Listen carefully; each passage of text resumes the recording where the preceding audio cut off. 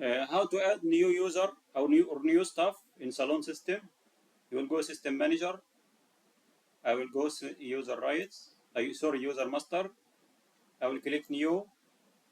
I will go down. This latest ID is 17. So I will add new ID 18. I can add CPR also number, no problem. Here is the username. I can add it. User ID 18.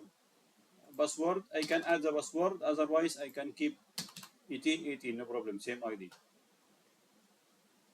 Here I can choose the administrator. He has permission for everything. Cashier. I have to check this one to display it in appointment system. Okay, if have not checked, it will not show in appointment system. I have to add a check here and use cashier and the percentage 100% for discount. Okay, here I can choose the system language, Arabic or English, and after I press save. If I press save, the user will add down and it will come here. It will display here the name. Okay, this one the new name coming here already. That's all for adding new stuff name in the list. Thank you.